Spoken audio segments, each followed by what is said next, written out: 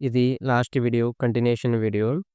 Last video చూసి, ఈ video చూసినట్లయితే మీకు క్లారిటీగా అర్థమవ్వడం జరుగుతుంది. మనం లాస్ట్ వీడియోలో బ్రిటిష్ వారు ప్రవేశపెట్టిన శిల్పకళల్లో ఒకటి గోతిక్, 2 నియో రోమన్ అని తెలుసుకున్నాము. అందులో గోతిక్ గురించి లాస్ట్ వీడియోలో ఎక్స్‌ప్లెయిన్ చేశాం. దీంట్లో నియో రోమన్ గురించి, బ్రిటిష్ వారు ప్రవేశపెట్టిన నియో రోమన్ గురించి తెలుసుకుందాం.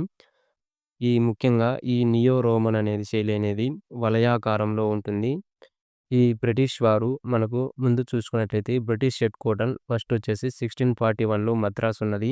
తర్వాత 1700లో కలకత్తా ఉన్నది. తర్వాత 1912లో ఢిల్లీ, తర్వాత 1931లో న్యూఢిల్లీ రాజధానిగా ఉన్నది.